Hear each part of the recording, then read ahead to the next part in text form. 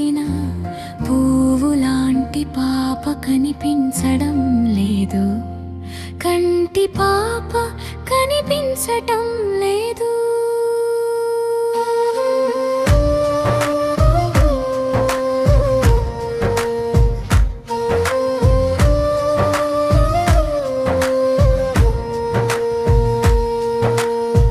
పీచు మిఠాయి గంట విని గునగున పరిగెత్తే పాప, కుక్క పిల్ల ముందు కూర్చొని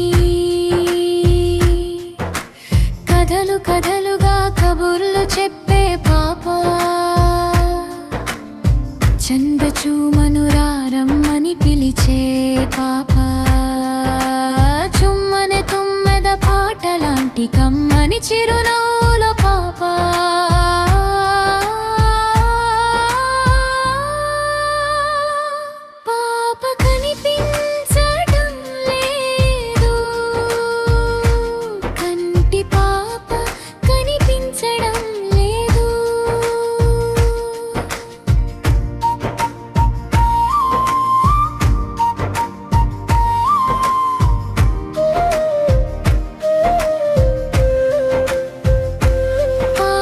కనిపించకపోవటం వార్త కాకపోవచ్చు, కానీ పొత్తిళ్లలో పాపలు మాయమవడం వార్తే కదా.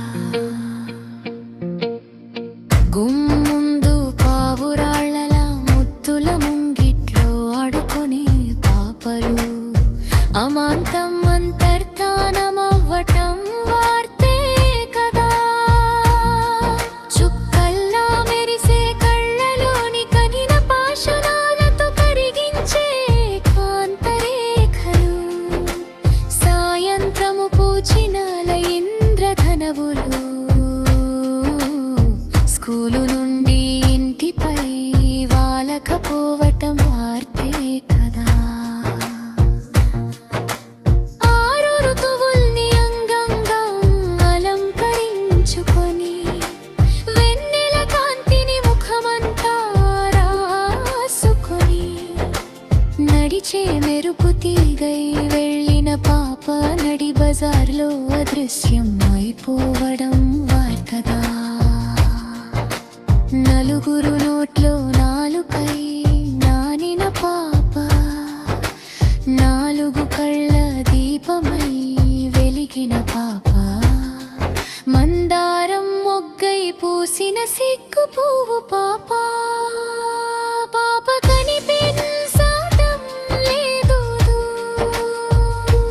కంటి పాప కనిపించటం లేదు. దొంగలు పడ్డ గుండెల గూట్లో నోట్ల కట్టై మతి మరుగైన మనుషుల సకలాల వస్తువై మనసుల జాడలేని జనసైకత ఎడారులో ఎవరికి వినిపించని కన్నటి నదిపై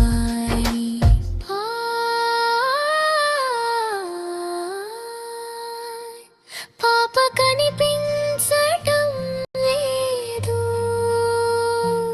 కంటి పాప కనిపించటం